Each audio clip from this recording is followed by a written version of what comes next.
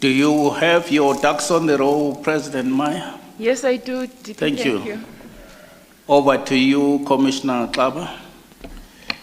Yes, thank you very much, Acting President. Good afternoon once again, President Maya. Afternoon, Commissioner. Good. This morning you presented your vision, and I must say I can't find fault with it. But I just want to take you on the point of transformation we raised earlier on. In 2017, when you were interviewed for the position of president, you made gender parity as one of your key focus areas, and I must say you have delivered on it. Thank you. And the record speaks for itself. 11 women judges to 12 male judges. I just want to contrast that to the heads of courts. In 2017, there were 4 female heads of court. 4 years later, let me not say how many there are now. In your view, has that situation improved? Then there were about 13 heads of, 14 heads of court, 4 of whom were women. The question, has that situation improved? Thank you, Commissioner. No. And actually, it's likely to regress shortly.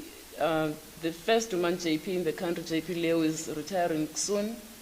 And we have one candidate to interview to fill that position, who's a male. So we'll be one short, actually. So what is the position currently?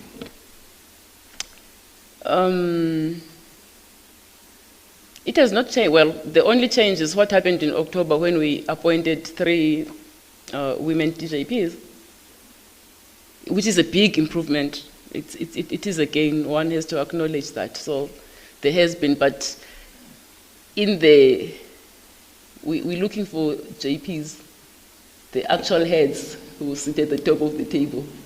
So you are actually confirming that the situation has regressed? Yeah.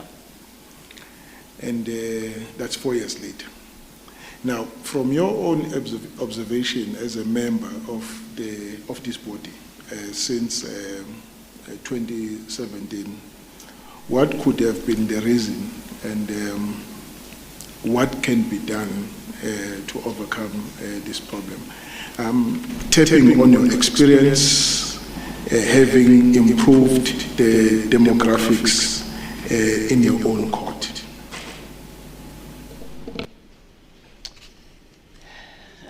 I said in one of my long-winded responses earlier that when women are appointed into the bench, they must be given the same opportunities as their male counterparts, who are no better endowed in any way than they are.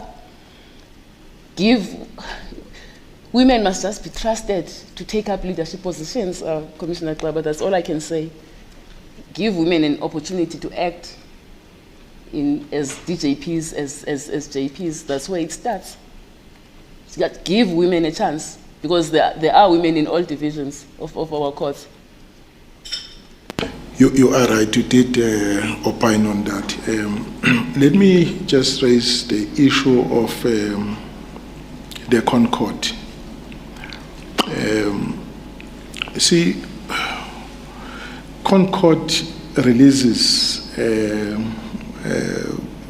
judges from active service relatively young and on a full salary for life. Don't you think that that is actually escalating the problem? brain drainage within the system. And that at some point, this thing will catch up with us, because we seem to be releasing at a much higher rate skilled judges, as I said, relatively young. What is your opinion and what can be done about it? Thank you. It has its pros and cons.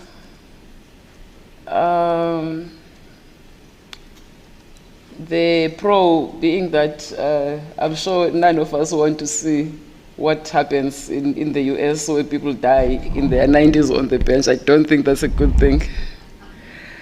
But then, as you point out, we lose relatively young judges who still have many years to give, and they live with that institutional memory and experience. And ironically, most of our retired judges are working in Namibia, in the neighboring countries. And there's so much to be done here, you know. We don't even engage them meaningfully. Don't you think that, my last question as a follow-up, President, we discussed this with one of the commissioners, that would it not be an ideal thing to do that when you get discharged from the Concord,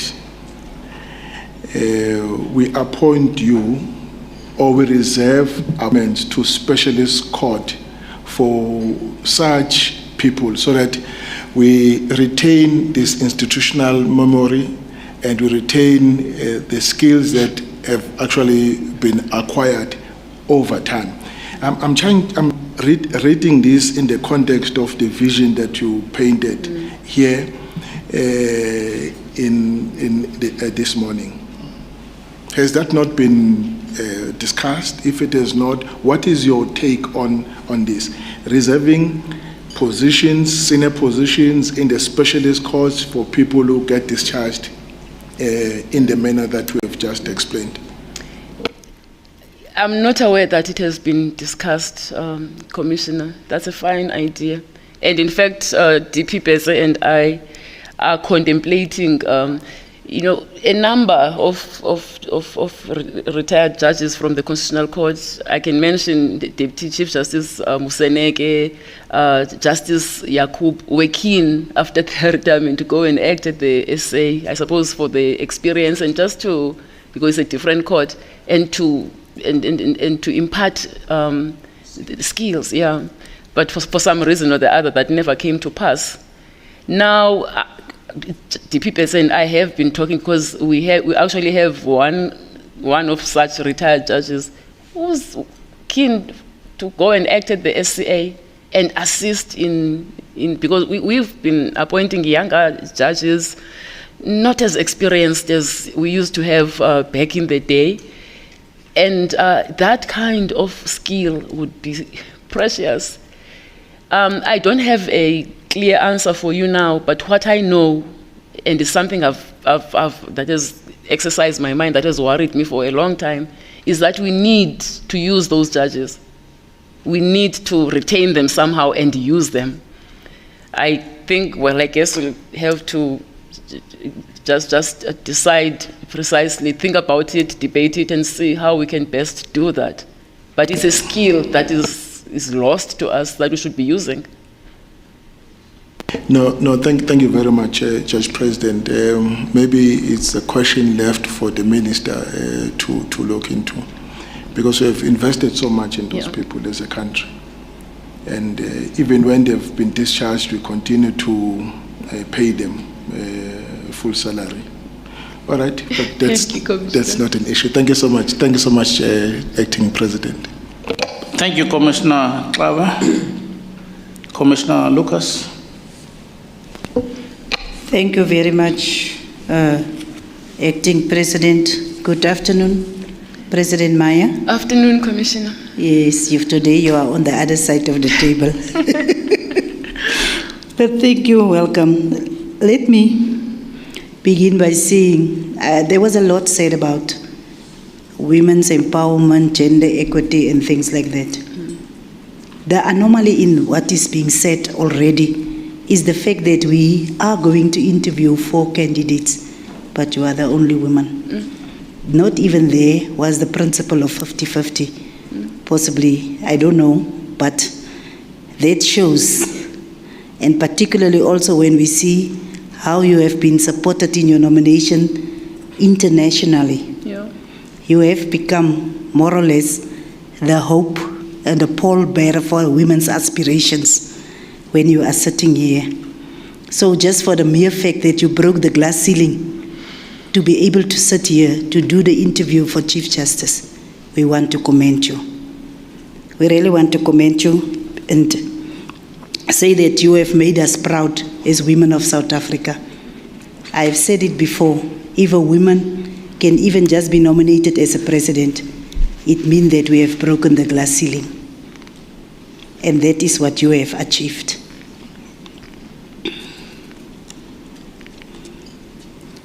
I will allow you to get to just...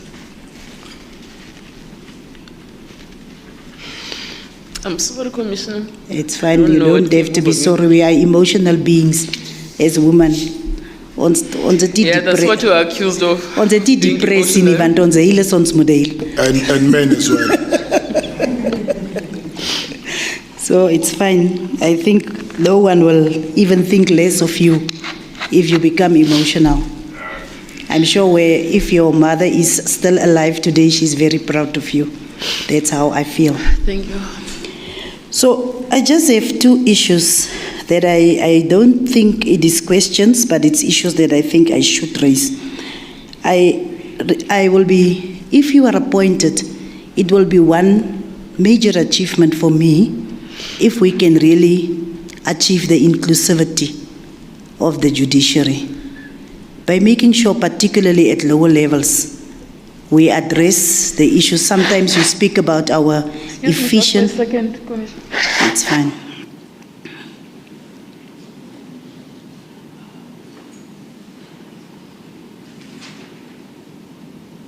Today and yesterday we heard how efficient and effective the Supreme Court of Appeal is and the Constitutional Court and so on.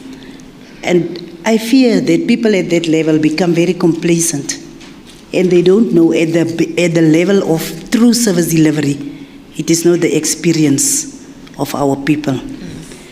That is why the issue of inclusivity that you spoke about, and also one single judiciary where things could be coordinated at a better level, it's commendable, it's notable, because I think people at your level can become very complacent and in a comfort zone because of having the kind of support that they can garner, and not necessarily having the kind of volumes of contact with people at a grassroots level that you see in the magistracy.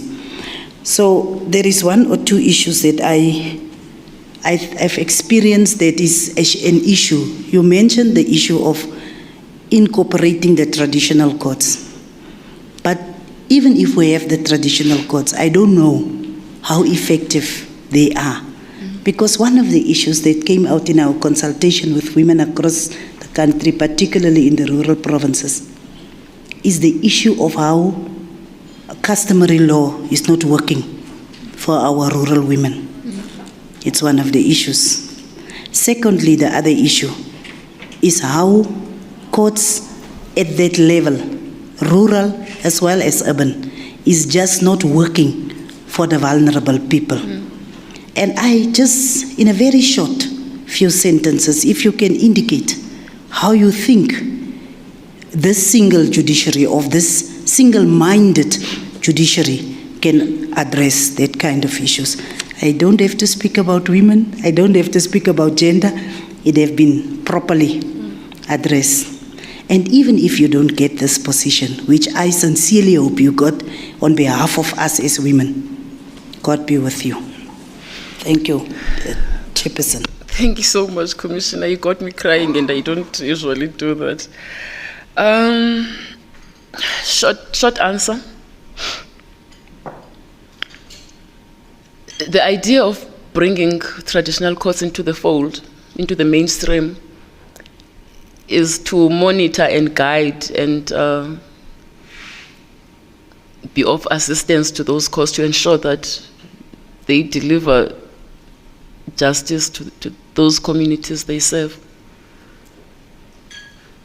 That's all I will say on the subject, Commissioner. Keeping them close to the other rungs of the judiciary, I believe, will benefit them greatly and will give us a chance to observe exactly what goes on there and what does not go on there that needs to be done. No, thank you. The commitment is enough. Thank you very much. Thank you. Deputy. Thank you, Commissioner Lucas. Commissioner Singh. Thank you very much, Acting President. Good afternoon, President Maya. Good to see you again. I want to start off by saying that we've spoken a lot about gender transformation this morning. And many of us as commissioners have sat around this very table or other tables interviewing prospective candidates for appointment, both men and women. And we realize that our responsibility is to create a public platform for the candidates to express themselves, and secondly, to recommend to the president, who should be appointed. But the final call on who is appointed lies with the president himself. Now, I just want to share my disappointment that after the last interviews on the Constitutional Court appointees, that of the 4 very capable people that we recommended as a commission to the president, he chose to ignore the 2 very capable women and appoint 2 men to those positions. Do you have any view on that? Do you want to express a view? Because I certainly was disappointed that that had happened. Utter disappointment. A feeling of utter disappointment, Commissioner. And I think I speak for a whole lot of South Africans, especially women. Thank you. I'm glad I was not the only one that felt disappointed when I read this announcement by the president of the 2 people. Not that they are not capable of being Concord judges, they're extremely capable, but I would have thought that given the times that we face and given the imperatives that we have as a country for gender equality, etc., he could have considered at least one of those women. But anyway, I hope the minister will take that up with the president when he meets him. It's not for us here. My next question is related to the issue of restoration of trust in the judiciary. Now, we know the judiciary is a critical key to our democracy. And earlier you spoke about the Afrobarometer survey, which was quite disappointing because, just to quote, it held that respondents with, quote, greater experience of lived poverty and less education are less trusting of the courts than are more secure and educated respondents. That's what it found. Now, what in your opinion could be potential reasons for this decline in trust in the judiciary by ordinary people, and how do you hope, if you're appointed as Chief Justice, to reverse this declining trust in the judiciary? Self-introspection is a very difficult exercise, People don't like to be criticized. It's even more difficult to look at yourself critically. But look, I'll venture, I'm speculating now. It must be that courts are not delivering what they expect them to deliver. What else could it be? So do you believe that these people have legitimate grounds to distrust the judiciary at this moment in time, given the turbulence and the political pressures that we are facing in the country, and some of the judgments and the delayed judgments, etc.? Look, as I said at the outset, Commissioner Singh, while the institution does, execute its constitutional mandate, it's not perfect. So there are definitely things we are not doing right, which all of us around this table know. So we need to get, as my children would say, just get our act together as a judiciary. Pull up our socks and clean up. Absolutely, and I hope that the new Chief Justice, whoever that is, together with the Ministry and the Department of Justice, can get our act together to deliver justice to the people of South. Because I was looking at another survey as well, which was included in the OCJ's strategic plan, based on 2018 Victims of Crime Survey, where 50.85% of households are, and I quote, not satisfied with the way in which the courts deal with the perpetrators of crime, close quote. Now that's 1 in 2. Now that's really an indictment on us and our judicial system. If 1 in 2 people that were surveyed can have that kind of opinion. So it's a tall ask for the new Chief Justice, and I do hope and pray that you have the strength and the character, if appointed, to change things around. The next question will relate to the objections. Now, we've gone through the nomination. Commissioner Singh, sorry to interrupt you. Before you pose your next question, I just want to ask President Maya to pull the microphone close to her. Thanks for the reminder, DP. You're most welcome. You may proceed, Commissioner. Thank you, Acting President. I think Honorable Commissioner Lucas has spoken about your nominations, and you spoke about it, international nominations, and people who supported you. But we also have to look at objections that are submitted to us. And I think you've responded adequately to the Tennyson objection in writing. But perhaps you want to tell us about it. And there was another Simon Monke, is that the second? Sorry? I don't know about another one. I was only served with the... the other objection is in our documents here. Simon Mokone. No, I'm not aware of that one. That came through as objection number 3 in our documents.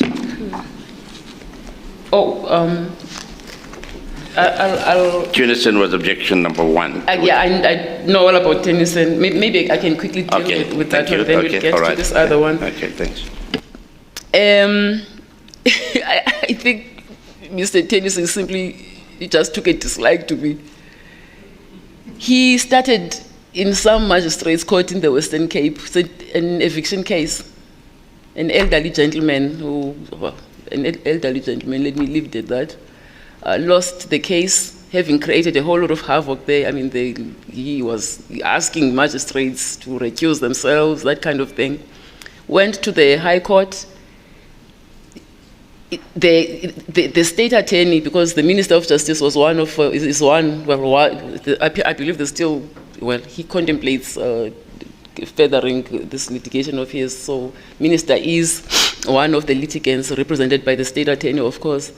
The state attorney ultimately, after an avalanche of interlocutory applications, brought vexatious proceedings against him. So he was barred by the High Court from launching litigation in the High Court or in any court without permission, leave of a court. He's lost naturally. Case found its way at the Supreme Court of Appeal. 2 judges. He went through, I think, about 5 judges in the Cape High Court who are also respondents in this litigation that he brought against us, suing us for millions. I don't know where I'm going to get that money. So SCA 2 judges dismissed his application for leave to appeal, came to me on Section 17(2)(f) of the Supreme Court Act for reconsideration. I found no merit. I dismissed it. It went to the Concord, headed by DCJ Zondo. Justice Madlanga was there, and a bunch of other judges. They dismissed it. Now he sues us. I even forget what he says, he accuses me of. But now he says he intends launching what's the Rule 42, a rescission application. I don't know in which court, and that application has not yet been launched. So that's the long and short of it. My order was confirmed by the Constitutional Court, and that's the end of my story insofar as that is concerned. Now, about what is this other one about, Commissioner? If you can assist me. Oh, I found it. Simon Mokone. I'm sorry, I missed this. How could I miss it? The other one I just ignored because I don't think it has any merit. Oh, I see that he objects to my candidature, my ACJ Zondo and JP Mlambo. He challenges the whole nomination process. It seems his gripe is against the procedure, the process yes, followed by yes. the president. I don't know what to say to that. And then he refers in 9.3 SCA, President Maya, JSC 96521. Mm-hmm. So I know nothing about JD. That has not been brought to my attention. I don't know. I know nothing about that complaint, Commissioner. all right. I'm sorry, I can't help you. I think we can't take it. The last question, Acting President, is Yes. I think you would recall, President Maya, that in a previous interview, when there was an outburst or real mayhem created when a certain recording was played to us. I think some commissioners are laughing about it. And there were certain questions that came from the chair at that time. In hindsight, I'm very glad that you've applied for this position, by the way. But I didn't apply, I was nominated. You nominated, yeah. and by so many people. But in hindsight, what do you think now, if you have to look back at what happened then? Is there any comment you would like to make now about what happened then?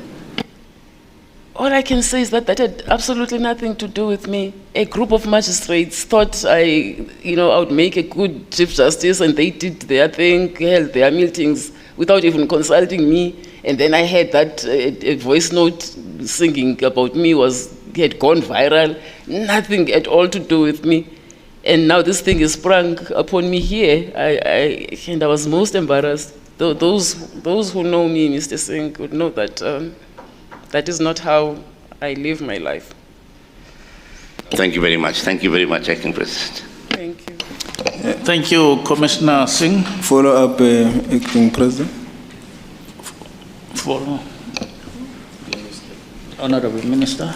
No, thank you. I just have one follow-up, Judge President, on the question with regards to the last appointments, in that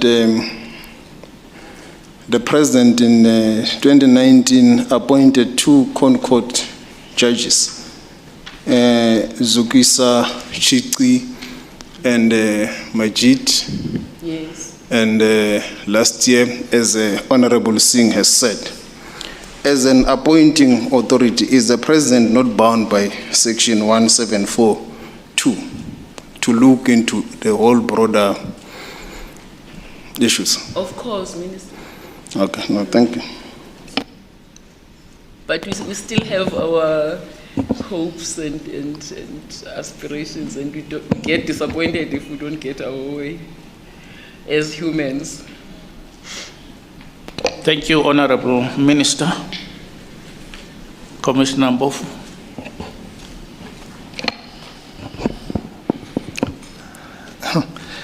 Thank you, Acting President. Well, I'll start with the follow-up on the Minister. 174.2 reads like this: the need for the judiciary to reflect broadly the racial and gender composition of South Africa must be considered when judicial officers are appointed. Can that section be used to exclude women from being considered or appointed to the Constitutional Court? Never. Thanks. Not on the current facts when, Thanks. It will not be long-winded. Thank you very much. Okay. All right. Okay, let me come to my questions. Well, before I do that, I think I must also start with a declaration. I don't know if Mr. Ntsabeza SC is still here, so I wanted to make a declaration for him first. That one of your mentors and the people who you say brought you here was actually sitting here in the room. I'm sure him and Judge President Hlophe are very proud of you right now, whatever happens. Well, now my declaration is that Acting President, President Maya and I did pupillage together. And we spent a night together.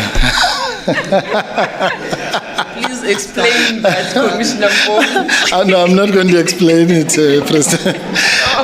No, Acting President, what happened is President Maya and I and a late gentleman called Mr. Mgijima had a study group as pupils.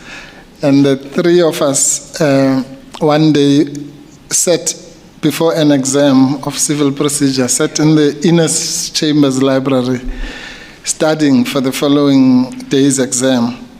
And it was the first time in my life I did this thing called cross-nighting. We didn't do it deliberately. I'm just attesting to her industry. Because of her, we worked there until when we realized it was actually the time to write the exam. That's how we managed to spend the night together.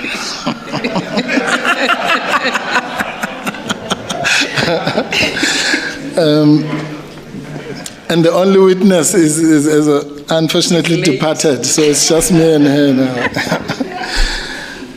Thank you.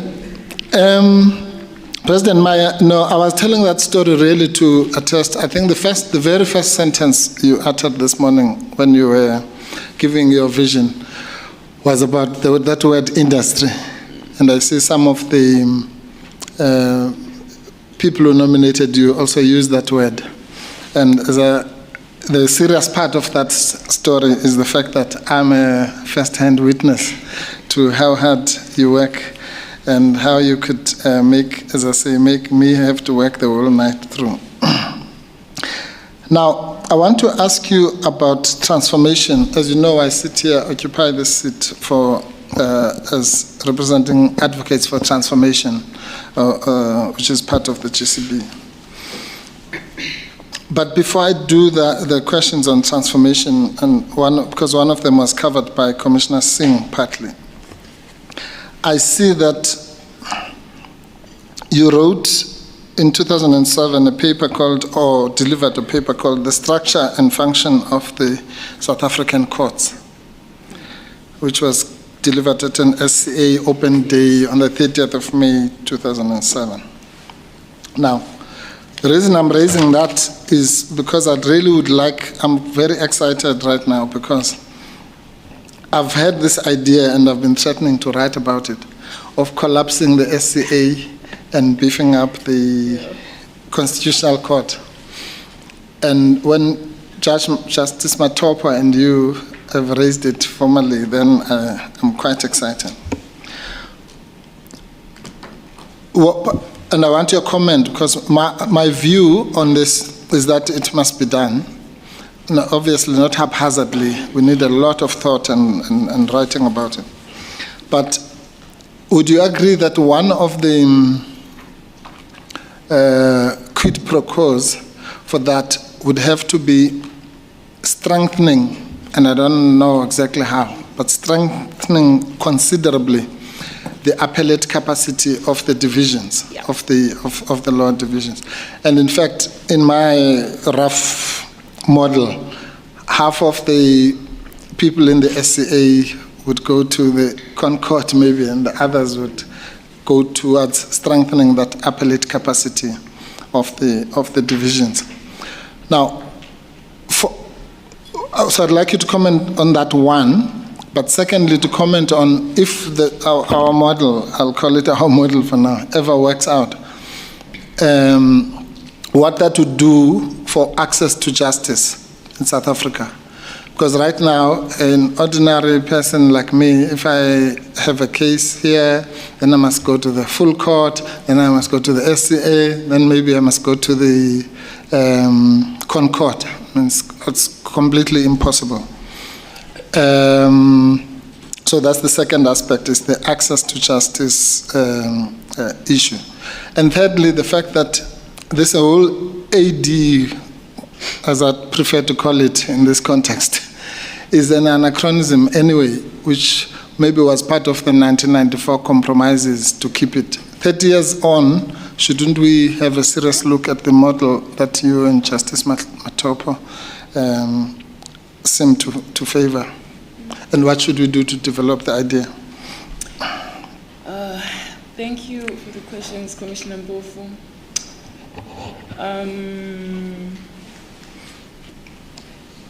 About collapsing the two courts, that would contribute immensely to access to justice, because it would take out, in fact, it's not just one level of the appellate process. Remember, when you lose at the High Court, you have to apply for leave to appeal, then the judges may refuse, then you seek leave from the SCA, it grants you go through there, and the two judges say no, it comes to me. So by taking out the SCA from the equation, you'd be cutting off a huge component of the litigation costs involved in an appeal that will ultimately end up in the Constitutional Court. In the Constitutional Court. So that would be a big advantage, a big plus of that model, of your model.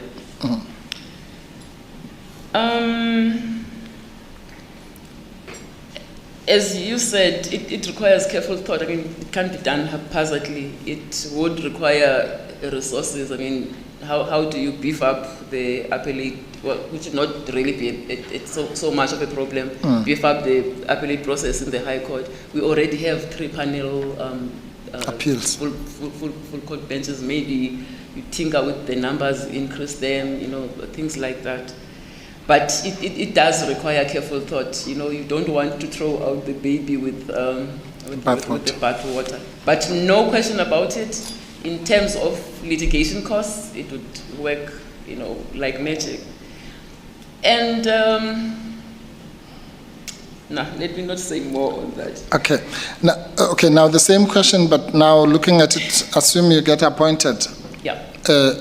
As a Chief Justice, how would the increased complement in the Constitutional Court, assume we do away with the on-bank requirement of the judges having to sit all together, how would that then assist us? Let's assume we then have 20 judges of the Constitutional Court, and on your model of 7 or 9 minimum sitting. As I said earlier, the immediate advantage would be that you'd be able to have more than one panel of judges sitting. Well, there's only one court, but they sit only twice or once a week. So you'd be able, I mean, we can't avoid the fact that litigation has grown tremendously. So there's lots of work, and I think that could help. I mean, with the general jurisdiction, then it would be a boon. So you'd find work for those judges. And as I said, is it Section 172? I mean, it contemplates that you still have your constitutional matters, and then the matters that raise an arguable point of law of general public importance, which ought to be considered by the court. Then those would be your 2-panel, your 7-panel matters. But if you still need, there's a matter of great constitutional importance, you still have your 11 or number sitting. Thank you. So no one would would go, no one would sit idly in their chambers with no work. Yeah. Thank you. Then there's an issue which I'd like you to help us with, to do with not just this process. Again, you'd be chairing the JSC, obviously, Yes. if you are appointed. And it seems to me that there is an issue that we have overlooked. We might have shortchanged ourselves as the JSC. And it goes even to this process. Whether there's a room for us to recommend, let's say, recommend more than or less than the number of candidates, if you know what I mean. Let's say here to recommend 2 or 3 or 1. Now, the point I make is that the sub 174(3) of the Constitution says the President, as head of the National Executive, after consulting the JSC and leaders of the parties represented in the National Assembly, appoints the Chief Justice and Deputy Chief Justice after consulting the JSC, and appoints the President of the President and Deputy President of the Supreme Court of Appeal. And then that's duplicated, obviously, with the Chief Justice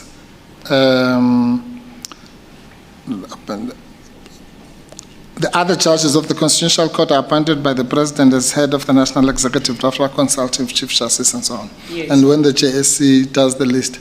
Now, would there have been anything to circumvent the situation that Commissioner Singh was talking about? Would there have been anything against this Constitution if in October, for example, we had said to the President, here are your 5 names according to the Constitution, but we as the JSC would, in that list, we're going to rank the people. Yeah. In other words, we say, number 1 is Justice, I won't mention them by name. Let's say the woman, one of the women judges. Number 2 is so-and-so, number 3 is so-and-so. Of course, the President can still overrule us. But is there anything preventing the JSC from saying, these are the people, this is the list, but this list goes like this? Not from my reading of the provisions, Commissioner Mbovu. And one has to ask the question, I mean, for these particular sittings, what would be the point of the President sending 4 names to the JSC and the JSC throwing back 4 names to the President? Why did we go through all of this? Absolutely. Surely the JSC must have the power to rank. Or I don't know what else you can do, Yes. but you have certain powers. Yes, thank you. Then, if we may then go to the issues of transformation. Acting President, please bear with me. The first issue has to do with women empowerment, a subject that I feel very strongly about, and I know you feel 100 times stronger about. There's a terrain that we all scatter around, particularly when it comes to gender empowerment. And that has to do with what in the feminist movement is called relative disadvantage. The position of black women, African women in particular, vis-a-vis white women. And in South Africa, it's a contradiction, and I'd like you to comment on it. Or for those who don't do dialectics, we'll call it a paradox. And it's something like this, that in the struggle against racial oppression, black males are your friends, and white women are your enemy, quote unquote. But in the struggle against gender oppression, white women are your friends and black men are the enemy, part of the enemy. How is that from a black woman's point of view? I'm now talking about the profession and the judiciary. How should we address that relative disadvantage in making appointments, in briefing patterns, and all the things that we've spoken about? Sorry, the second part of that question is what is the role of the Office of the Chief Justice in particular in ensuring that what you see from the bench, which is that the government is mainly represented by white male advocates. Many other leaders of the bench have told us that that's what they see, at least at face value. Is there any role that the Chief Justice or the bench as such can play in nudging the state, the reluctant state, away from that? But I'd like to start with the gender question. In relation to the first part of your question, all I will say, Mr. Mbofu, Commissioner Mbofu, is that black women have always been at the bottom of the very bottom of the heap, wherever you go. Read what you will in that statement. Regarding the role, our role in changing the situation, I'm not entirely sure how much more the judiciary can do to nudge, as you call it, the organs of state to do the right thing, other than to shame them on public platforms as we do. I really don't know. I mean, we can't force them not to brief their white silks. We can't tell them not to do that.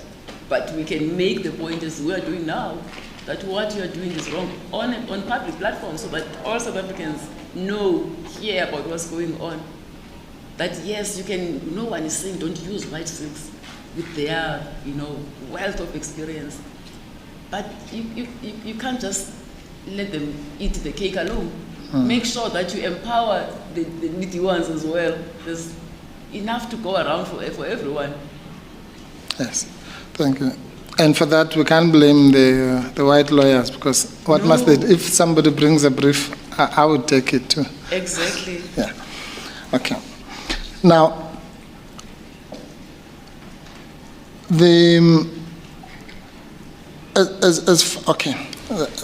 that's fine. I think we've covered. The last question then is just to piggyback on Commissioner Singh's question, because I was going to ask you about the disappointment that you must have felt when you were this side of the table in October. I'm sorry, Mr. Mbofu, No, don't worry. I was just simply saying that I'm piggybacking on Commissioner Singh's question, which you have already answered, about the disappointment you felt when, in October, you with us sitting this side made the recommendation and it was ignored of two capable women. But I wanted to link that to you, and you don't have to answer this. I'm putting you on the spot. For you, this was not the first experience. In 2012, you came here and you were interviewed for a position in the Constitutional Court. And you and a man, Justice Zondo, were recommended. And the president then, President Zuma, overlooked, that's my word, not yours, overlooked you and appointed Justice Zondo to the Constitutional Court. Now, how did that make you feel? Obviously, at a personal level, you were disappointed. Yeah. We don't have to go there. Yeah. But in terms of whether the state was serious about the imperative, let's assume, well, I'm told that you interviewed very well and greatly and better, but I can't say because I didn't watch those interviews. You were not there. Yes, unlike these ones of last year. But let's assume, for argument's sake, you interviewed equally, you were equally good. What message did those actions of former President Zuma, how did you interpret that outside of the personal? Well, it was, here we go again. That's the lot of women not taken seriously. Right? I don't know what it was his prerogative. I don't know what his motives were, but I believe that I was, and many people, those who were here and others were satisfied that I was a worthy candidate I'm not saying I was a better candidate than my colleague, but having regard to the demographics and the injunctions of Section 174, I think it was an opportune moment to appoint a woman, but it wasn't done. Thank you. Well, let's hope history will not repeat itself. Thank you, Acting President. Thank you, Commissioner Mpofu. Professor Schleber. Thank you, Acting President. President Maya, when you spoke during your presentation of your vision, you indicated that you would like to see that the judiciary be combined as one. What is your vision specifically? How do you see the interaction? Perhaps I should put the question straight. Do you think it's time, or is it something that you would consider to have a career path for judges? Could you elaborate on that, please? The first advantage is that it's what the magistrates are saying now, that if we were linked to the judges, we would be under the OCJ and would not be, just at a practical level, would not be experiencing the problems where, the Department of Justice, sorry, Minister, is just not taking good care of us. Just from that point, they would be better resourced, because I'm not saying the senior judiciary has enough resources, but we would be able to find creative ways of making sure that everybody gets the necessary tools of trade with the legal that we are given, so that at least the course can function. What you say about a career path is something I've chatted about with colleagues. That if we are this disparate institution, I don't even know much about the small claims court. When I need to go and check online exactly what's going on there. I didn't even know, because I don't usually pay attention what the jurisdiction was there, and I was surprised to see that, it's 20,000 rand now. So the lower ranks of the judiciary are neglected. And if we keep them close to us, then we have a chance of infusing some of the experience. There will be engagement, because they are here with us, sharing our experiences and skills with them. It requires more thought. It requires thought, Commissioner, but that's the basic idea. And there's absolutely no reason why, it's something that we are doing now, that the magistrate does not rise through to the High Court, through to the SA, which we've achieved, by the way. I have 2 women magistrates at the SA who are doing well, and all the way to the Constitutional Court. So that is something I have in mind. I know my response is vague, but that's the general idea, that we get there. But it needs thought and debate. Of course, I would not be making these decisions alone, and I don't have all the answers on my own. I would need the input of other interested people, including my colleagues. But that is the idea, the general idea. And do you think that the type of training that the universities are currently doing is satisfactory to provide the lawyers of the future? Unfortunately, no. Could you elaborate? Where would you see different changes taking place? What type of things would you change? It's something that's been in the debating circles for a while, that this LLB, for a long time now, this LLB is not producing the caliber of it's just not enough, the caliber of lawyers that we deserve, and even those holders of those degrees, deserve. And I tend to be conservative. I don't see anything wrong with how we used to do things. So maybe we don't have to reinvent the wheel here. Thank you, President. Thank you. Thank you, Chief. Thank you, Professor May I Slim. make a follow-up just on this one? Please do, Commissioner. Yeah, no, it's only on this issue of the LLP. If you recall, we agreed on this integrated LLP simply because we had fewer numbers of black practitioners way then at the time. So one of the things you integrate the 6-year LLP program, PPROC, into congested 4 years, and then it lacks with the practical and all that. So I'm asking, I want to find out if one can introduce an element of practical within the LLP training as a course. Don't you think that the situation may improve? Yeah, that could help, Commissioner. That could help a lot, actually. Oh. But you know, the irony of the situation is that we sit with an influx. I mean, a whole lot of LLB graduates can't even find articles. So that idea it has not yielded the result that was hoped it would. No, I agree with it. It was not a good one. We just need to revisit it. It's Prof here and us at the law society. No, thank you, President. Thank you, Commissioner Nakesi. Commissioner Breitenbach will be joining us virtually. Thank you, Deputy President, and good afternoon. Good afternoon, Commissioner. How are you? I'm fine, thanks. How are you? Well, thanks. You must be quite tired. I am indeed, so I hope you'll go easy on me. Yeah, probably.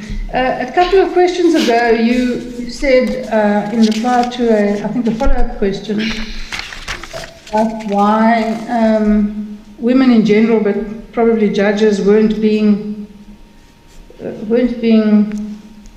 given, plum cases, difficult work, niche work, and you said, people needed to trust them, trust women.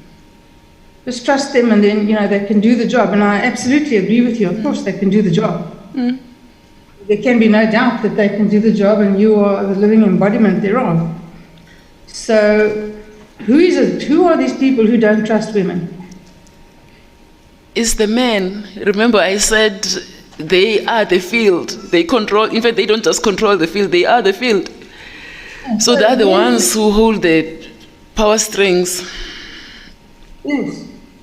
And men keep on saying, empower women and treat women well, but they continue to have this patriarchal approach. Men who don't trust the women. So how do we address that?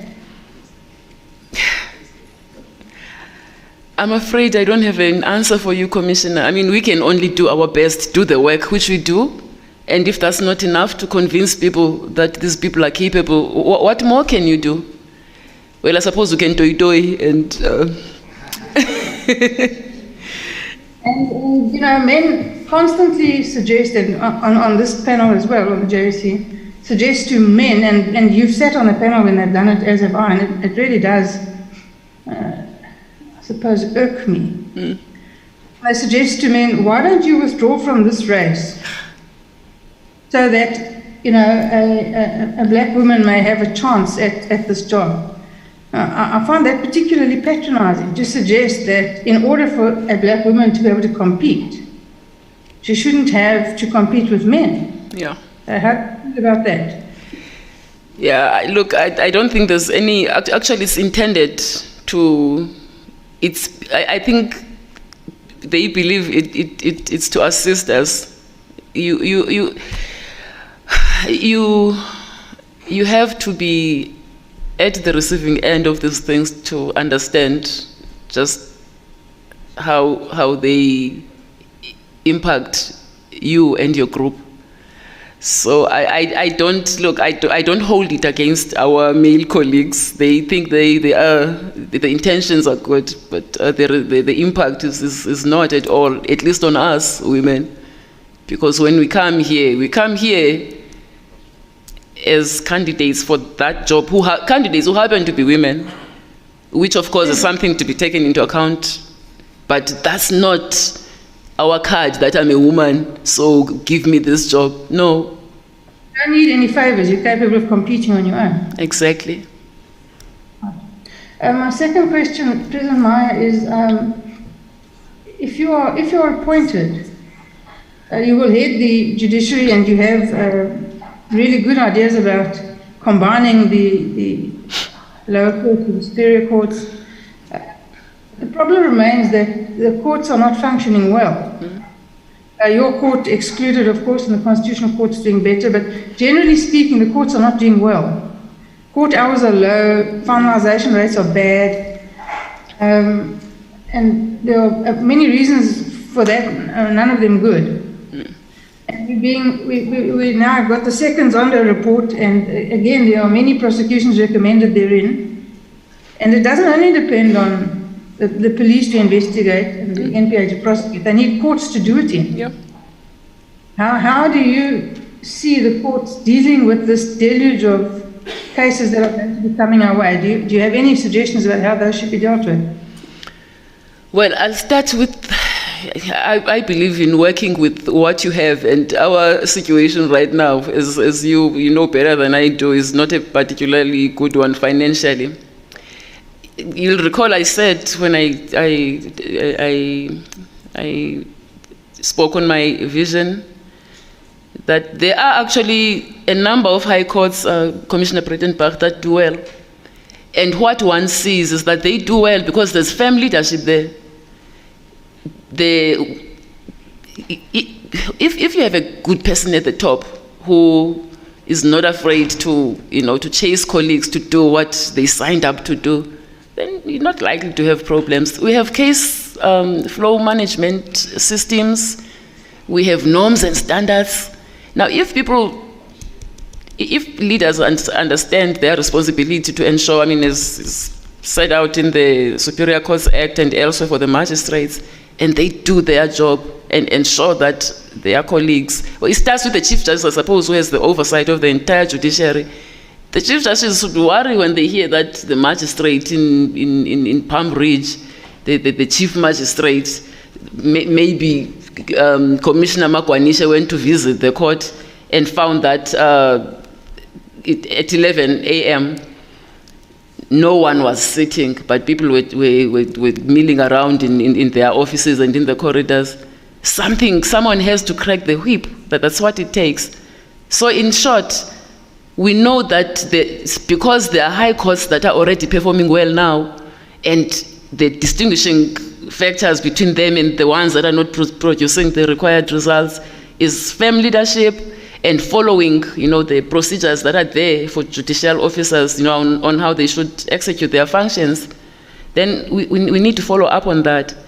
But you make a point that there's likely going to be a deluge of these cases, and I don't think even with the best intention and best work output, the present courts can cope. Well, I'm speculating. One doesn't really know how many cases will arise. But if things should come to a point that the existing courts are not coping, then money on the broke country or no broke country, minister, something has to be done to establish courts that can deal with those cases, because it's important to act on the report. Thank you, Commissioner. Thank you very much, President Maya. Follow up. Thank you, Commissioner Breitenbach. Follow up, Commissioner. Thank you very much, President, for the response on the question of withdrawal. But is it entirely correct that this body tells a man to withdraw in favor of women? Because as a member of this body, you will know, President, that there are men who are told to withdraw because they are just coming across as being extremely incompetent and embarrassing this body. And one such man is Judge Mbuyiseli from Northwest. I think he's late now, may his soul rest in peace. But he was asked here to withdraw, and it was not in favor of a woman, but it was on the basis that their performance or issues that get to be raised are such that they should have used their conscience to stay out of this process. So, and secondly, this body has actually told women who came across limited to withdraw. Oh, yes. Yes, so to create an impression that men are being told to withdraw in favor of women is not entirely correct. I agree with what you've said, Commissioner. Commissioner Bredenbach is here, and I have no doubt that she can defend herself, but I'll say what I understood her to mean. I thought, because I have had, I've had it here over the years being suggested, being asked of males why they have applied when there's a woman and the demographics. I can't remember the particular facts offhand now, but it has happened. And the suggestion was that why are you here? Why did you not pave way for this woman? And the point we are making is that we understand that actually that's meant in very good spirit. It's meant to promote the cause of women. But women don't appreciate it. We don't want to appear like we're asking for handouts. We have our own pride, you know. That's what I thought she meant. That's how that question makes me feel, at least speaking for myself. Thank you, Commissioner Malema.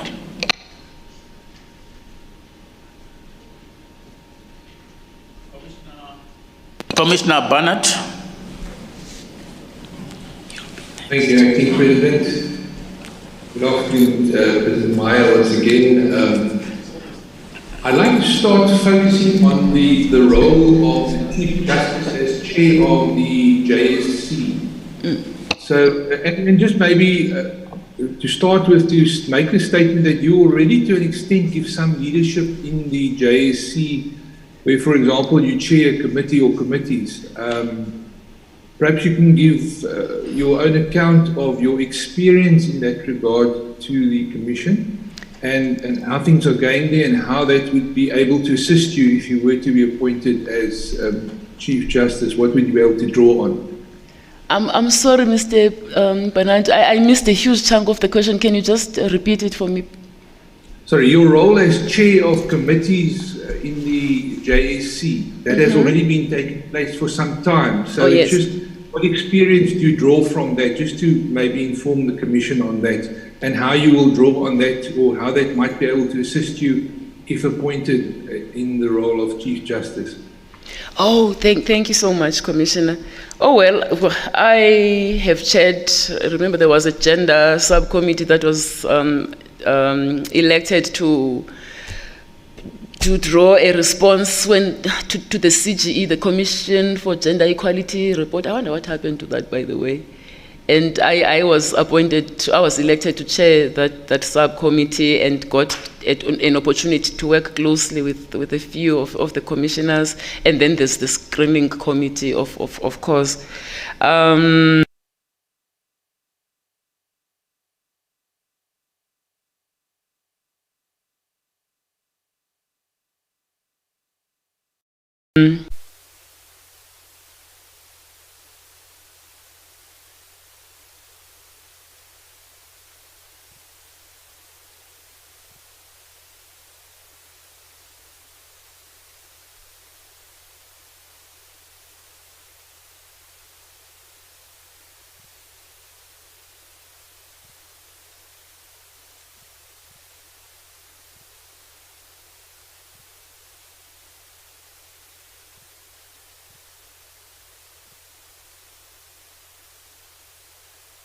Sorry, Chair, there seems to be a loss of sound from He's back.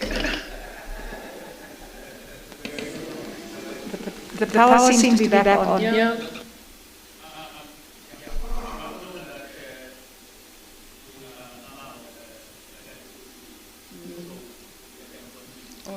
Yeah, we can continue, I'm sorry. I don't see Commissioner Bernard. I don't know if you can hear me. Commissioner Bernard, can you follow the procedures? I I can hear now. There was a slight break of sound, but it's all back on now again. Yes, it's because there was load shedding earlier on. Can you hear me, Commissioner Bernard? I can hear you. You may proceed, please. Okay. Thank you. I was explaining the roles I've played in the internal structures of the commission. The experience I got there really was just to get deeper insights into the responsibilities of the commission. Let me just hasten to point out, Commissioner Bernard, that I chair a lot of bodies. So, and chairing one committee is pretty much the same as chairing another. It's bringing organization, I mean just bringing order and organization to the proceedings. There's nothing extraordinary about that.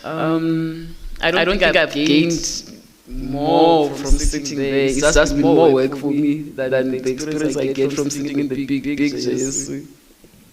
But I think it helps you with the internal workings of the JSC to a certain extent, except that you obviously sit there as the president of the SCA as well. Yeah, I agree. Now, on transformation and modernization of the JSC itself, it sits with, for example, criteria for aspirant judges that have been determined and published some years ago.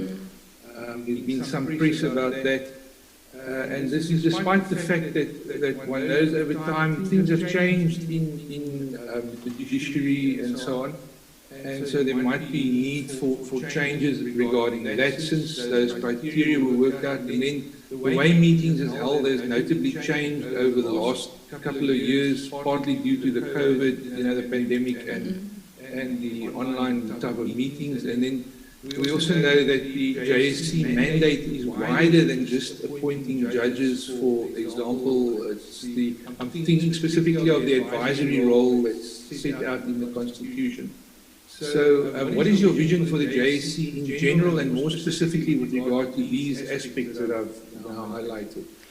Well, in addition to those aspects you've highlighted are the proposals that have come from interested parties, about the manner in which we conduct our business, just to coin it crisply. My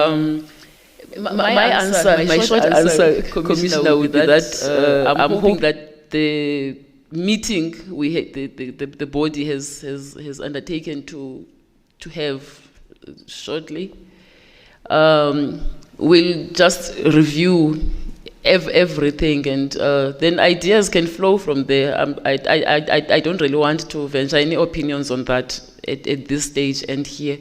It's just safe to say that the JSC intends to have to do an introspection and look at these processes for the benefit of interested parties who may wonder if we were even listening to them. And then if one, just moving on to a different aspect now, and that's just the Office of the Chief Justice, if appointed, thinking about yourself, what would the weaknesses or perhaps blind spots be, and how would you counter those weaknesses or challenges that you might face if they're not weaknesses? You mean in that department? Now, I mean, in respect of yourself to deal with that department. Oh, well, the most obvious thing is that I've only ever led the Supreme Court of Appeal, which is a small court with 25 judges and 68 support staff, and that's a huge institution. I mean, the entire. Now you're scaring me because you're forcing me to think about the enormity of this job, because it's not just the OCJ, it's all the other things that the CJ, the Chief Justice, is responsible for. It's a big job. But as I said when I outlined my vision, there's a lot of support around the Chief Justice. We've seen it. I've seen it at play, at least in my time in the heads of court cluster. The OCJ plays a truly, I mean, they truly play their part. They offer the support. I have no doubt that they would put me through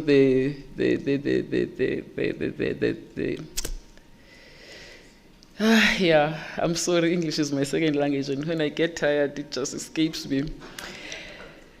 I have no doubt that I would have the necessary support. I'm a quick learner, I must say, and I have a very strong character. So I would be able to manage whatever challenges came my way. But with that kind of support, I'm sure I'd quickly come to grips with everything that comes with the job. I'm ready for that. Thank you. And then if one just thinks of your role as leader of the judiciary and one thinks about Section 165, which gives the Chief Justice responsibility over the judicial functions of all courts. Much of what has been said today deals with higher and magistrates courts, yes, and let's call it the more commonly known court system. But then Section 166E defines judicial system to also include any other court. So, and that when they, in the context of other than the higher and the magistrates court. So then, could you just discuss your vision as Chief Justice regarding these other courts? One example mentioned already was earlier by you, the small claims court and so on. But in general, what would your vision be for these other courts? Well, I don't have a defined vision at this stage, Mr. Bernard. I mean, as I said, these courts, by and large, wallow out there. They are the forgotten stepchildren. But one thing that rings in my mind is that we need to bring them into the fold, and then we'll take things from there. I've read up on them on the internet, and I don't think that is enough. One needs to actually engage with those institutions physically to have a real experience of exactly what goes on there. I can't draw a vision on what I've read from the internet and anecdotal accounts from people I've asked about the operations there. But my key thing right now is to bring them into the fold and then get to know exactly what's going on. And with the assistance of my colleagues, we'll make the necessary plans to do whatever is necessary to give them support or whatever is needed. Thank you, President Maya. Thank you, Acting President.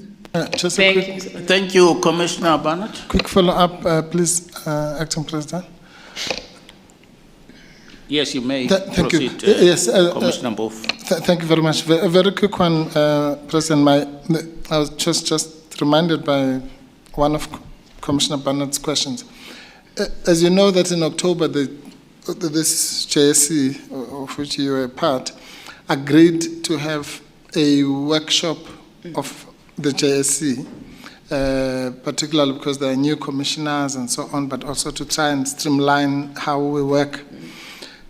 The view which I shared, or at least expressed, was that that should be rather done when there's a new Chief Justice with that person, because that person will be chairing the JSC going forward. And that seems to be what has happened. Now, if you were appointed, would you be keen or able to convene such a workshop as soon as possible, if possible, even before the April sitting, so that, going forward with the new Chief Justice, we would basically be moving from the same page, so to speak? The sooner the better, Commissioner. That's absolutely, it has, whoever gets the job must be prevailed upon to do that. We can't afford to wait. Thank you. Thank you, Acting President. Thank you, Commissioner Bofu.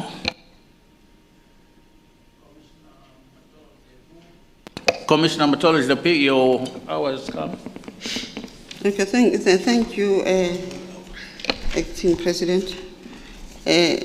Justice Maya, I greeted you earlier on.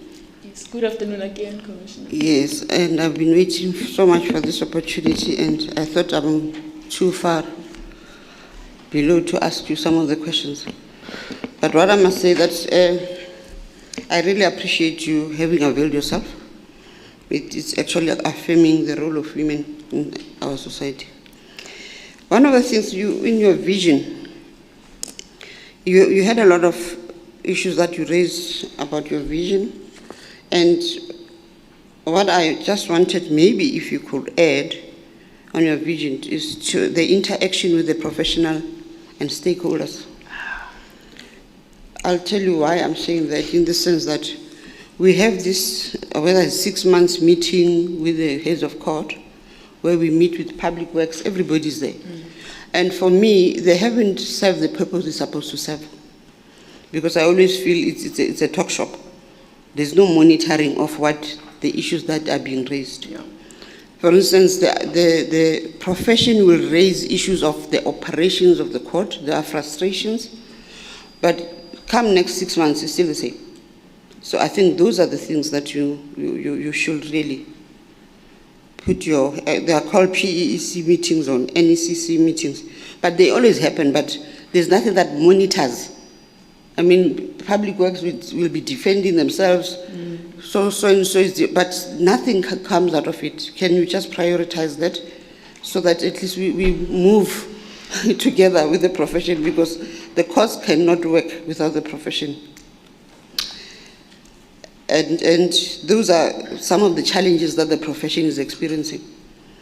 And the lifts not working, the air conditions, and it will actually even assist you as judges, you know, if those things are implemented. The second issue is just a follow-up on the issues of, the briefing patterns. I know that a lot of people raise that issue, and I want to assure you that as a profession, we have done our best. We have come up with a legal sector code. We had the support of the Department of Justice and the ministry, but it's sitting somewhere. You know, when executives, it's sitting somewhere in the DTI and it doesn't move. For me, the bottlenecks, I think they are here, they are listening, the bottlenecks that happen in between the executives themselves, it becomes a problem. Because we thought by now the monitoring council will be in place so that we see that whether it works or not. Yeah. So I think I just wanted to I'm behind you. That's my passion. But the executives must assist us to make sure it happens. The third one, that was a follow-up. The second one, I wanted to, not in defense of the BLA, but I'm just saying the issue of acting judges. There's a perception out there from the profession, so that because the acting appointments comes from the JPs, you get invited. And some of the JPs, when you submit names, they said, wait for me, you shouldn't come to us. And this is where the perception of saying favoritism and all that comes from, But I remember we had suggested to the minister a policy on the acting appointment so that we participate as a profession also, submit names, so that at least people shouldn't be seen as being overlooked, So I just wanted you to at least to be assured that if we suggested a way forward for acting appointments, we shouldn't be calling Justice JP Tlaleti, hey, can you assist our members? At least there must be a policy. So I think that's what I wanted just to. We understand the perception is all there, so we need to deal with it.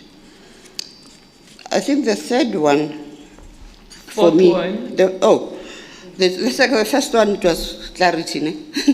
The third one is, for me, I understand that, for instance, Commissioner Mpofu and Justice Matopo, they are mooting this idea of merging the two courts. And for me, I'm not sure, I just want to know your take on this. I understood the Constitutional Court to be there to develop our law, deal with constitutional issues, but more and more I see it being packed with appeals and appeals and appeals, And I still feel that, I may be wrong, we haven't developed the South African law in terms of our constitution too. to suit South Africa. We still refer to Roman Dutch law, to the common law. If we merge the two, aren't we eroding that part of us developing our own South African law? That's what I just wanted to hear from you.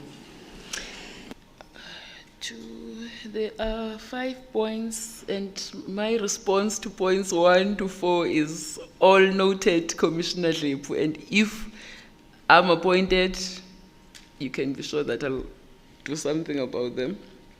Now, about the last, just remind me, what was the last one? Just a keyword?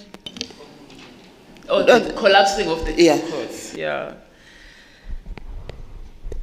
I don't know if using the two courts would dilute anything. I mean, the two courts apply the same law, Commissioner. And I think the real issue is the increasing of the jurisdiction of the Constitutional Court. And we will see in fact, that's why I was even suggesting getting more judges, or so that you could have two panels, because you have a stream, sort of two different streams of cases. The more generalist cases that still end up there, and the truly constitutional matters. So I think the two-panel solution might deal with that. But as for your fear, your concern that doing away with the SCA does not apply its own law, it's bound to apply, like the High Courts, the Constitution and the law. So they do the same thing. It's just that there are certain powers that the High Court and the SCA don't have. Declaration of constitutional invalidity, for example, only the Constitutional Court can confirm, small, well, not small things like that. I still find merit in the idea of using the two courts.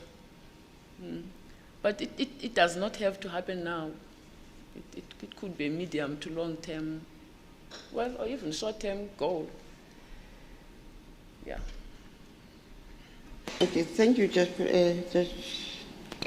Acting President. Thank you, Commissioner Matolo Lepu. Commissioner Malema, I seem to recall that you said you no longer have any questions. I didn't say anything. Do you want to say something now? Yes. Please do. No, I'll be very brief. I just have 2 questions. President Maya, earlier on you spoke about perception being the most important thing in the judicial.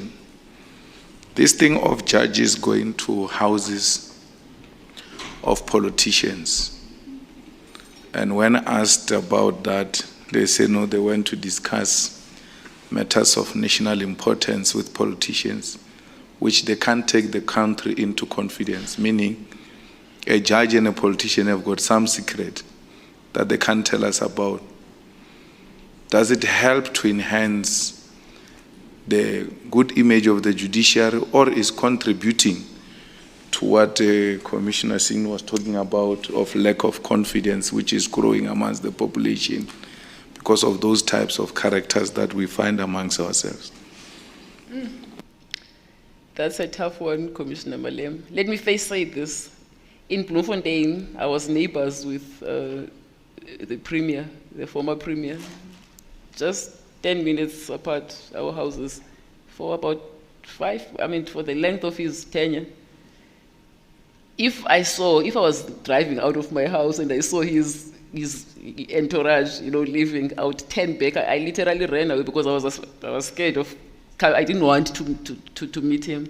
The one time I met him was during we were interviewing for, I think about 4 years back, interviewing for a vacancy in the Bloemfontein High Court. I met him at the tea. I did not even introduce myself. That we are actually neighbors. So I'm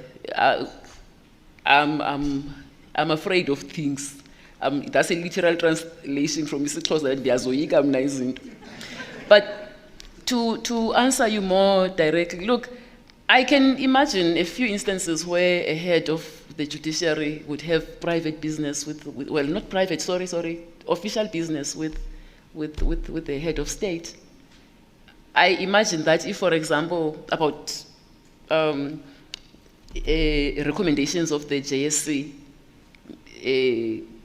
it's not the president who would, if the president commanded the Chief Justice, well, not commanded, asked the Chief Justice to report at his home to discuss those recommendations, there would be nothing untoward with that kind of meeting at the president's official residence.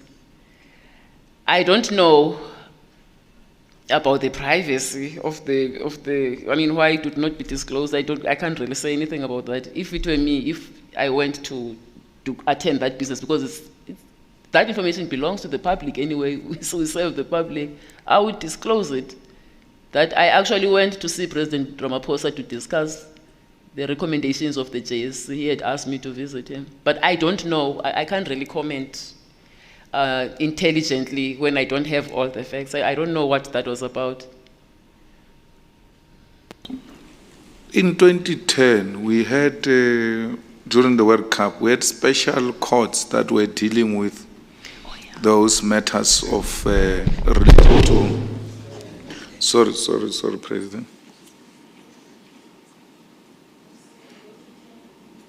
And before I move there, I just want to agree with you that from time to time, you, as head of court, you'll meet, or as a judge, whatever, you'll meet with the leadership of the country.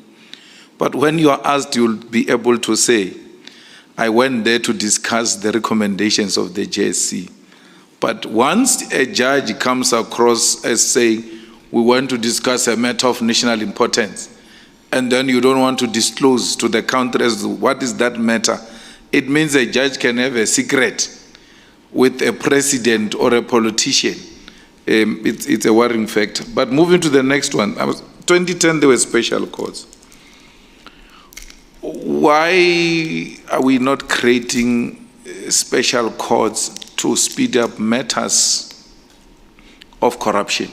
For instance, we had a commission here that was investigating corruption. And in the two reports that came out, nothing came out except to recommend a further investigation.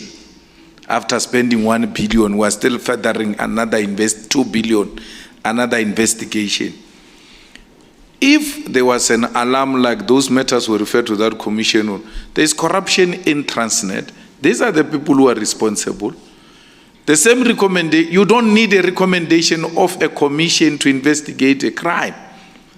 Now, we are told after 2 billion, we must still investigate further the possibility of a crime.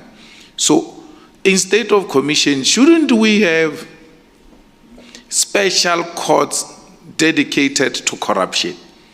So that once an investigation is done, then the decision is taken to prosecute. You have a court that is dedicated to this corrupt matter. I will tell you why. This matter of corruption is a big problem in this country. And it must be attended specially and urgently the same way we did in 2010. Shouldn't we, if you are appointed, are you amenable to consider some special court to attend to corruption cases so that people begin to see that we are serious in dealing with corruption and finalizing the corruption cases as soon as possible in order to then send a message to society that if you engage in these things, you're going to be caught and you'll be sent to jail for a very long time. That is one reason. But the second reason I'm raising this matter is, which you may not have to respond to, corruption cases are now used by those in power to settle political scores. So they just taint people, pretend to be taking them to court, and they leave them there hanging for so many years with a dark cloud, so that these people are not a threat to their office occupation. So I think that perhaps, I don't know, you'll guide me there, President, if have we not reached a point where we need special courts to deal with matters of corruption as speedily as possible so that the country and the world can see that South Africa is serious in dealing with these matters of corruption? I think every right-thinking South African would agree that that's a fine idea. But I don't know if we'd be able to create such courts within the resources we have now. I mean, the courts are currently struggling with their workload. We are short-staffed. I mean, we all know what's going on. I guess it would depend on whether the minister, if the idea was posited to him, the proposal was posited to him, did not come back with the usual answer that Treasury says there's no money. The country was not broke in 2010, Mr. Mlambo. So. Thank you, Commissioner Malema. Follow up on that one, Acting President. Yes, you may proceed, Honorable Minister. Yeah, thank you. Maybe on that same question, President, just to expand on it. Shouldn't the specialty start with the investigation and also with the NPA? And also to say, the crimes we have now, that some of them you might have seen on appeal, can we still really say there is no convergence between investigation and the prosecutorial role, the complexity of the matters, the way we have them today? And I think what comes to mind to me, which at least at the time, which was foresight, was something like a DSO that had some powers of investigating and cushioning, and also in terms of, now what we have is a situation where the Hawks or the police investigate, takes time, they give the NPA tells them to go back to look at this and that, takes another time. By the time the matter goes to court, it's 3 or 4 years, and sometimes there's no indictment after 6 or 7 appearances. So that is the kind of question I'm asking, that shouldn't that be the kind of thing we're looking into, so that we're able to have matters being investigated quickly, being prosecuted quickly, and also if, for example, with the Special Commercial Crimes Court, if it is then overwhelmed, there's a basis to say we may create a special role or we may create a special court as per the suggestion of Commissioner Malema. But if we do it now, there's no case that the Special Corruption Court will do. So that is a kind of question I'm having. What will be your view? I mean, the Glen Vista case states the requirements of a kind of corruption-busting institution. What are the powers and all that kind of acting president? You are making sense, Minister. You are making sense. I don't see any contradiction between what he proposes and what you are saying. You are just beefing up the process from inception now, from investigation. But his idea remains that specialist courts will be needed for a few reasons, few good reasons.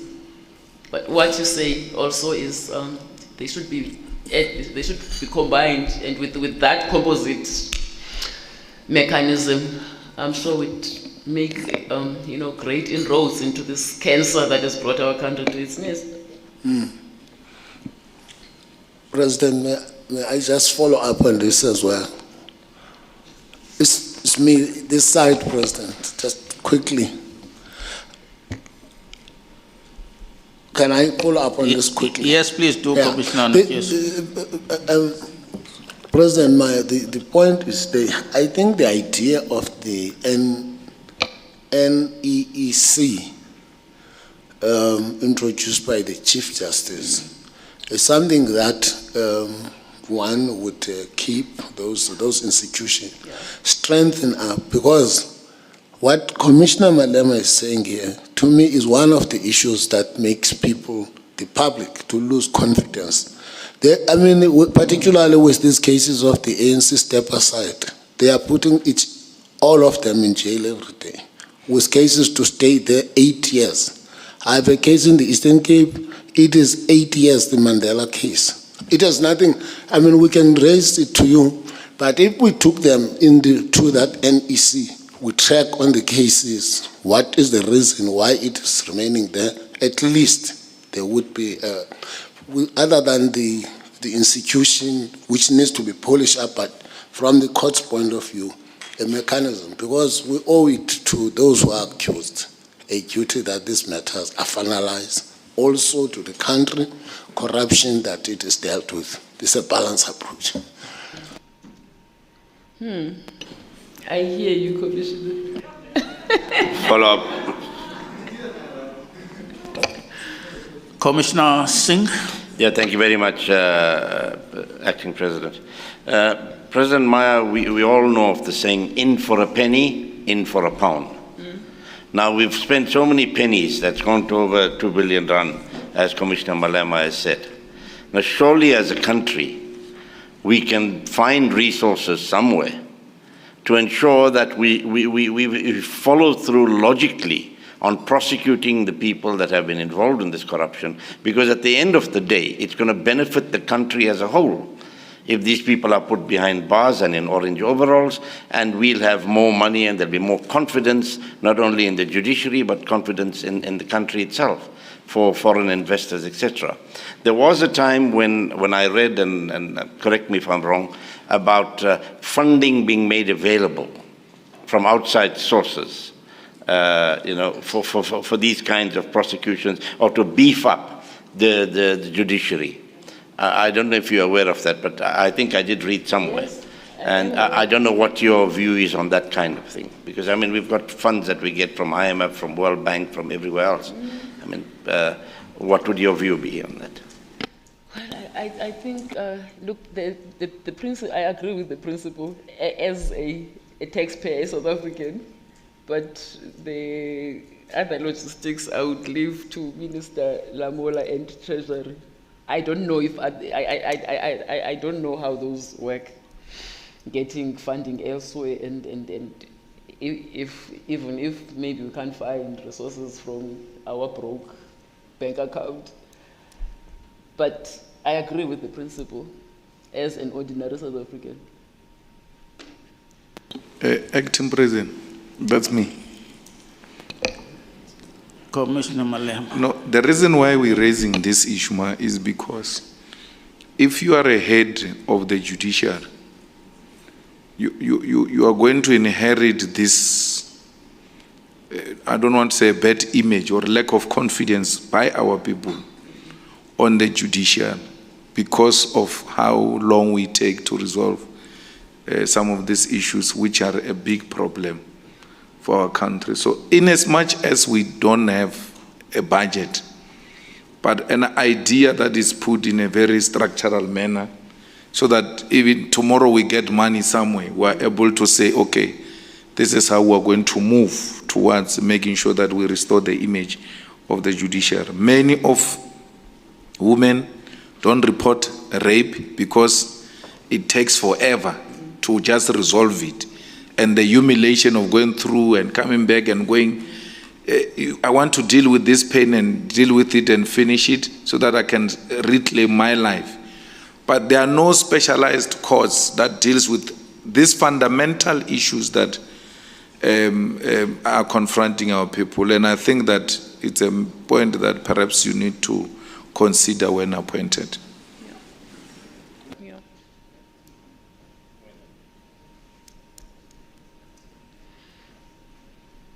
Thank you, Commissioner Mlambo. President Maya, I've got a few propositions that I want to put to you. Yes.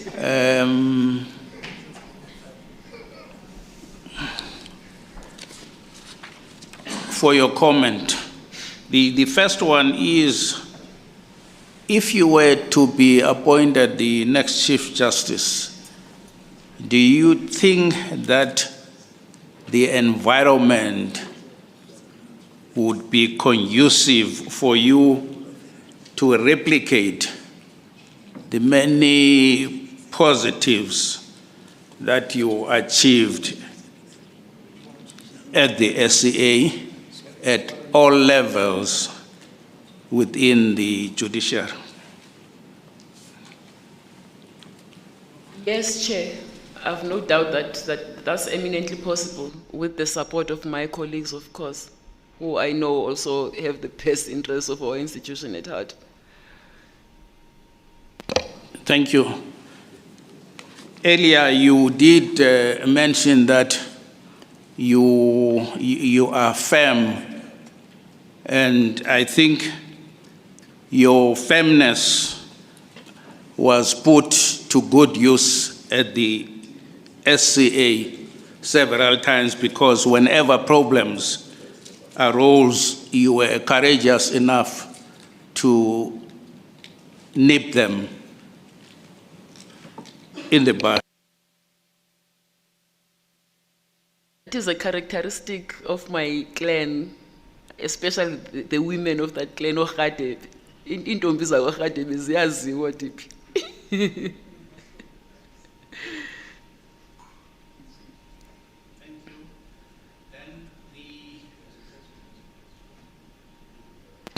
Then the other issue that I want to raise with you, you know, when I read the comment from the BLA, especially the second last or penultimate paragraph, unnumbered, of their comments, page 3, where they say, you know, during 2017, 18, 19, 20, the acting appointments at the SCA favored white males. And this caused me to check my records, and I observed that during your stewardship, from April 2018 to April 2021, 13 judges were appointed to the SCA, 2 white males, 1 white female, and 10 black judges, 6 of whom are women. And the point that I want to put to you is that the concern raised by the BLA seems, in my view, to quibble about acting appointments and overlooking an important consideration relating to permanent appointments over the same period at the SCA.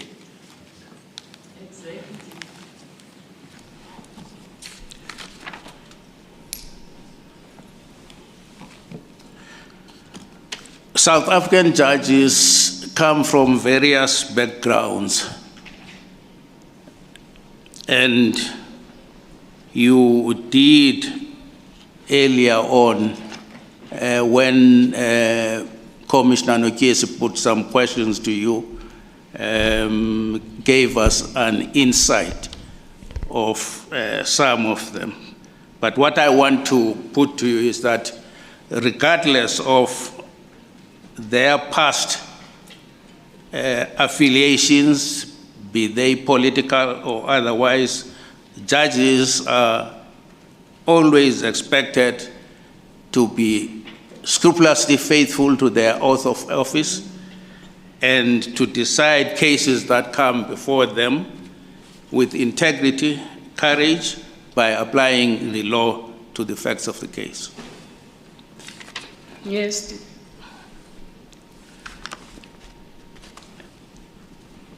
Thank you. And the other issue I want to put to you is that in my view, it is an illusion to think that this Chief Justice is a supernatural person with monopoly of wisdom who will have answers to every challenge that might confront the judiciary. Yeah. And that an astute Chief Justice will recognize the fact that within the judiciary, there will always be judges with special skills, talents, and indeed leadership qualities. Yeah. And the Chief Justice would then be well advised to tap on those talents in taking the judiciary forward. I couldn't have said it better.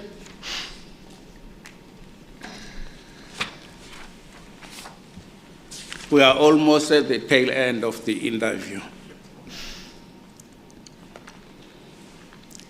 Do you have anything that you would wish to say that may, in your view, be of assistance to us during our deliberations before we adjourn for the day?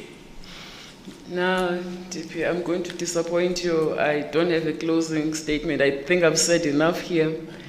All I want to do is to ask for an opportunity to thank all the people who nominated me and supported my candidacy, especially the women. Women are notorious. One of the commissioners mentioned this. Women are notorious. I think it was Commissioner Mlambo. Women are notorious for not being able to support one another, but in this case, well, and in other cases too, but we're here now, in this particular case, they moved heaven and earth to ensure that my name becomes, well, not my name, I'm the guinea pig, if we put it that way. A woman gets an opportunity, you know, to be considered for this, I mean, such an important job. And it's such an honor for me to be that woman. And I mean, whichever way the decision goes, I will remain forever grateful for this opportunity to all those who made it possible. I think women have, Commissioner Lucas said it, we've broken, yeah, we've just caused yet another crack in this glass ceiling just by having a woman come in and sit here for this kind of proceedings. This is a huge victory for women, just being able to sit here and address you. So I'm thankful for that opportunity, and yeah, those people almost crashed my phone with all the messages of support. Thanks to them all. That is all, DP, thank you. And commissioners. Well, it remains for me to thank you for availing yourself and for your candid answers to the questions that were put to you by the commissioners, which will no doubt be borne in mind during our deliberations. You are at this stage excused. Never thought the moment would come. Thank you. Thank you so much, and good luck with the rest of the proceedings, commissioners. Thank you.